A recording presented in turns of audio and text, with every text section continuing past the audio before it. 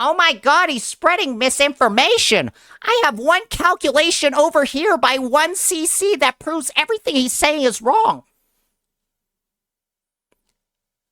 And then they literally don't read the asterisks. They don't read what goes into the calc. They look at a set of numbers and then they think they know the truth of the world. Theorycrafting. Honestly, that's a pretty word for something that came out of competitive gaming.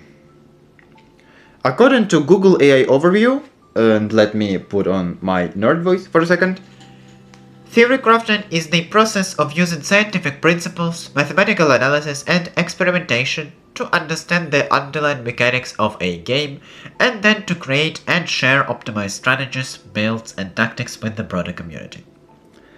So, in more simpler words, it's basically nerd math. Actually, did you know that theorycrafting is said to have come out from StarCraft? Nobody gives a fuck, do they? Well. Theorycrafters have been extremely helpful to the overall gaming community. Not only the sweaty top 100, but also more casual players have benefited from theorycrafting. And of course, gacha games aren't an exception. Unfortunately though, some theorycrafters and some of their fans get lost in the sauce.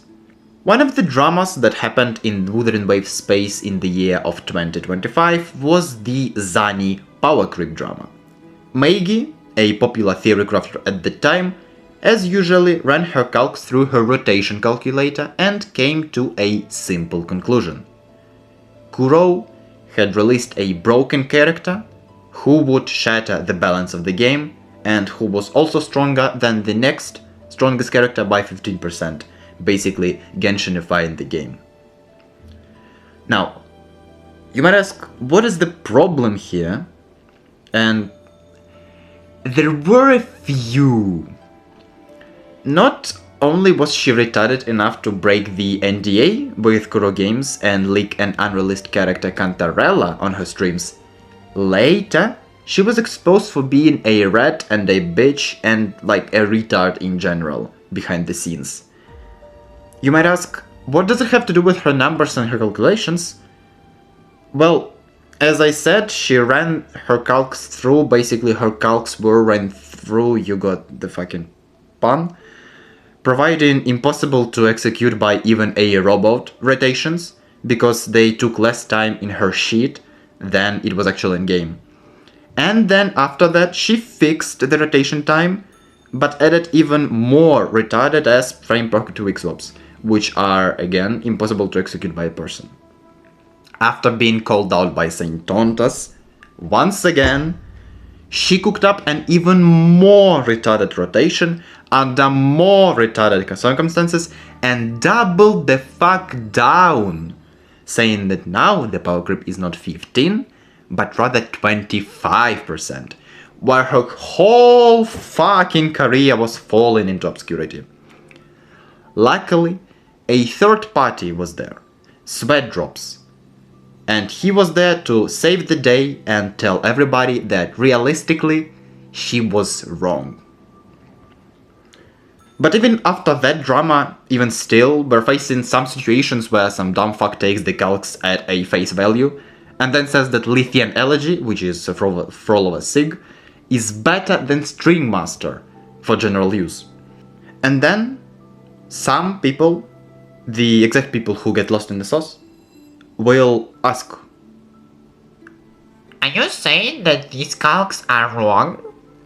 Are you saying that this specific theory crafter, who has been doing that for half of their life, made a mistake in their calculations and also is a liar?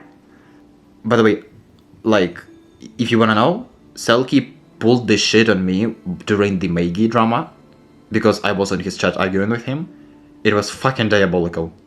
And to people who ask this question, I just like kinda wanna say, like, just can you just shut the fuck up, you fucking impotent dumb fuck?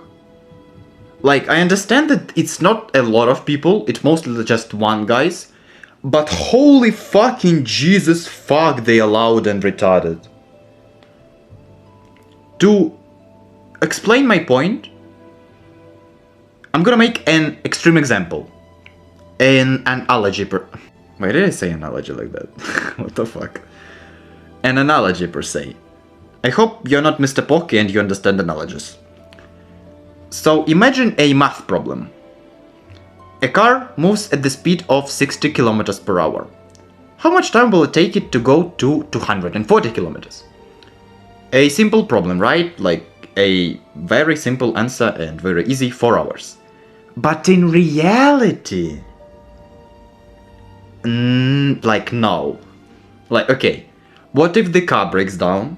What if the driver is drunk? What if the driver decides to accelerate? What if he's driving in a city where the speed limit is lower? What if he gets pulled over? What if he gets into a traffic jam? What if the road is curvy? What if he doesn't fucking need to drive 240 kilometers at all? This is kind of how theorycrafting applies to Wuthering Waves. It could work like you're saying in HSR and Genshin, but it ain't gonna fly in WoWa or even like Xandal Zone Zero, or any other new release for that matter. I am gonna make another example. The screenshot of Sweat's message in the Saints Discord, which I have already showed you. The 6% quote-unquote power creep number still has some inherent assumptions you gotta know about. For example, the assumption that the enemy isn't moving or attacking whatsoever, because if the boss has a lot of mobility, Zani's DPS drops off of a cliff, while Carlotta doesn't give a shit about anything 99% of the time.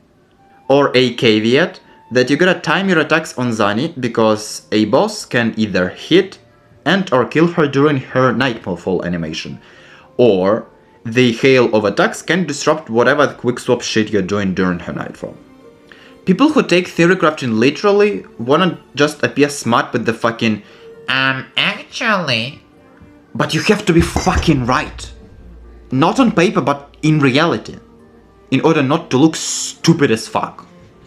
This pseudo-intellectual shit doesn't do anyone any fucking favors. And of course, maybe it was just an exception and not the rule, and then aren't actually that many brainless people.